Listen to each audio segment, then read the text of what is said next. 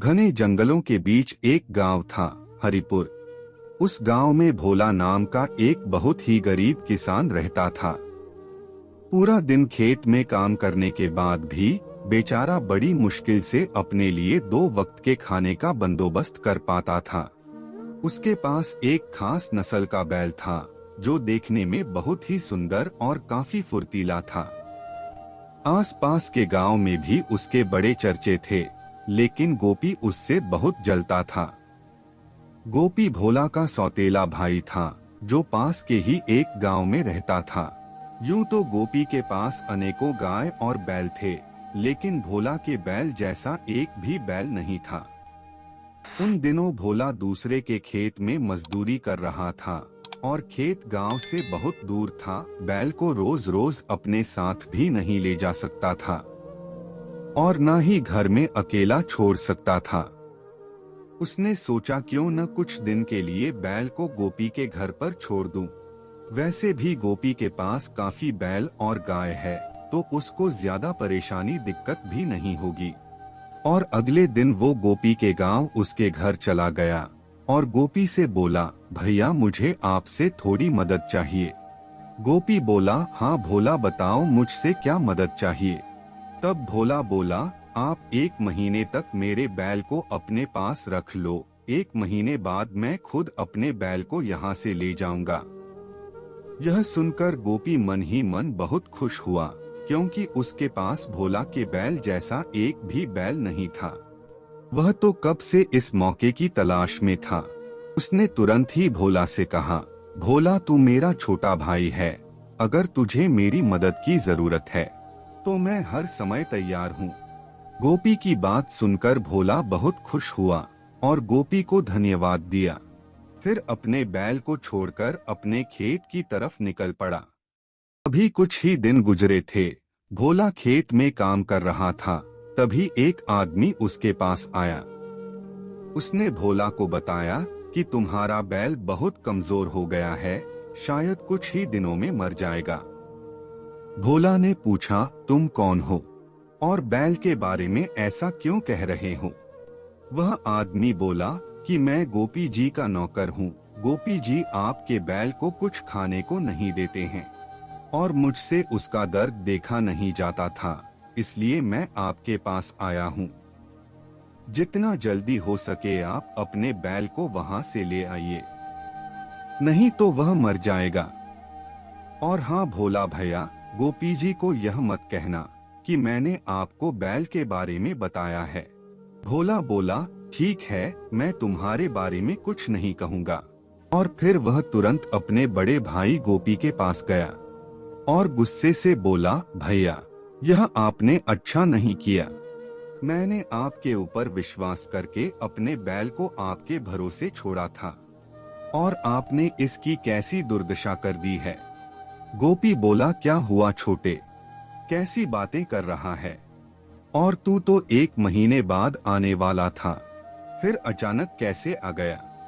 फिर भोला ने बैल के बारे में सारी बातें गोपी से कही कि तुमने मेरे बैल को खाने को कुछ नहीं दिया, इसलिए वह बहुत ज्यादा कमजोर हो गया है। भोला की बात सुनकर गोपी हैरान रह गया।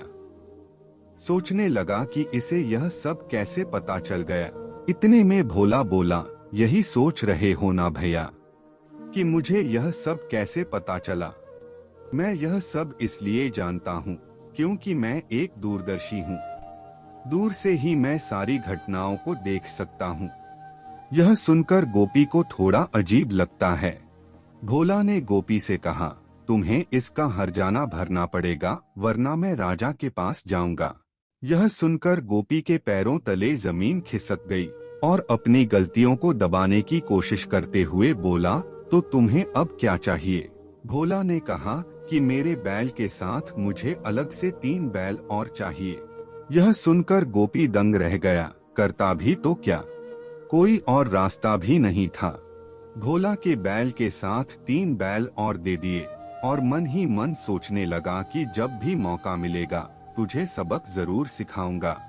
और अगली सुबह राजा के महल से रानी के गले का हार चोरी हो गया, जो कि राजा ने रानी को तोहफे में दिया था। जिसकी वजह से राजा काफी परेशान था।